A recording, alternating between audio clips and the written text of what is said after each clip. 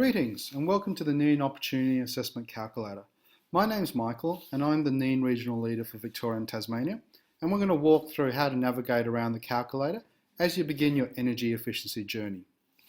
Please note that the purpose of this tool is not to replace your technical, financial or operational advisors and your internal decision-making process. The calculator is to help you focus on what the energy efficiency opportunities are that best fit your organisational requirements and are in line with your internal capital expenditure policies.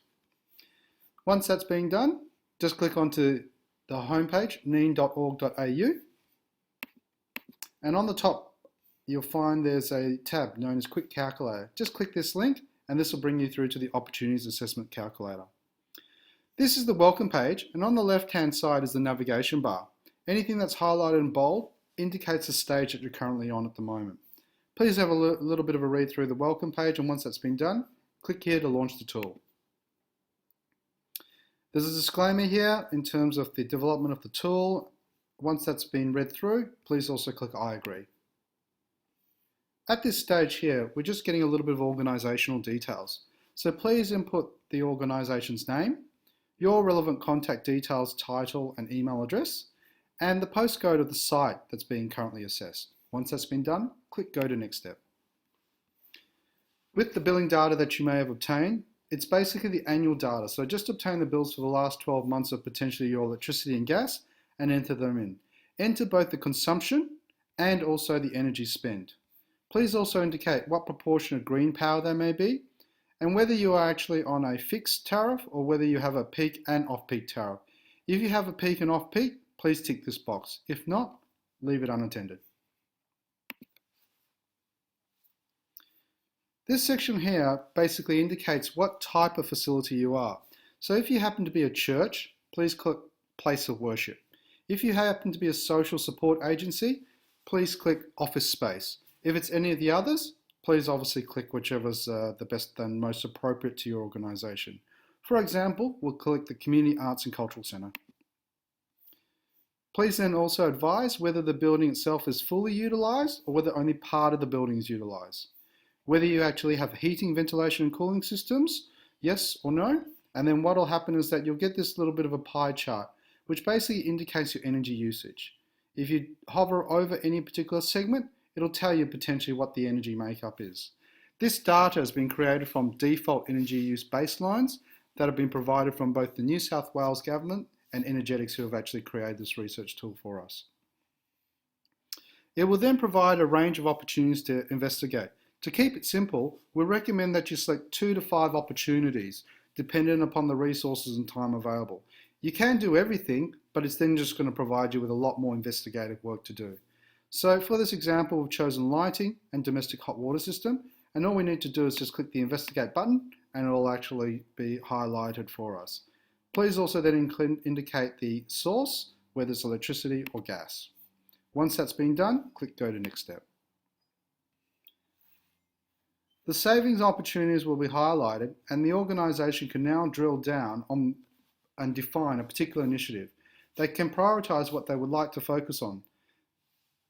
At this stage, you get to decide which additional practices are to be focused on, and if you haven't already done so already. So as an example, with regards to turning off lights when not in use, you'd expect that everybody's done this. So just untick the box if that's not apparent for yourself. Now, if we wanted to focus on energy efficient lighting, we just click this box. Our lights need to be cleaned and possibly sensors, we'll leave that ticked. And we'll also consider reducing thermostat settings and a heat pump potentially for our hot water systems. Once that's been done, click Go to the next step. It then asks you a little bit about solar PV, whether or not you'd like to possibly have it. If it is, indicate the time that you would obviously be utilising the actual system and the approximate roof space that may be available.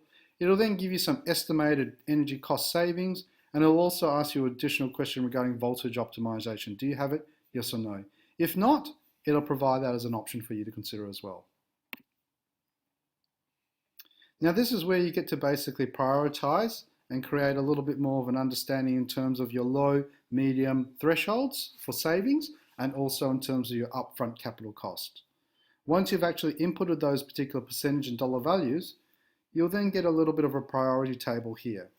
It'll define the degree of effort versus the degree of reward. It'll quickly illustrate the opportunities in all four quadrants. And what you want to focus upon is basically all the opportunities here as easy and quick wins that potentially could be done.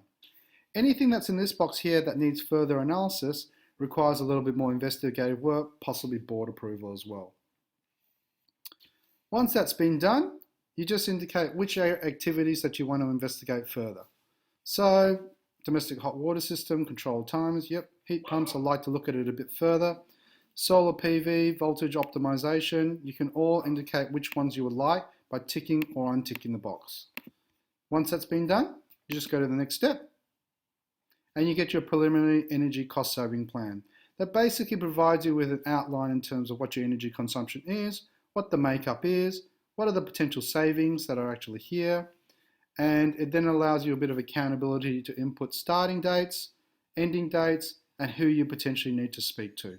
Once that's all been done, all you need to actually do is click print and you have a copy for your records as well. Congratulations on taking the first couple of steps on your energy efficiency journey, and if you require any further assistance, don't forget there are a number of fact sheets and peer reports available, plus ourselves as regional leaders around Australia to tap into. We look forward to hearing your story and sharing your experience amongst the communities of practice. Thank you.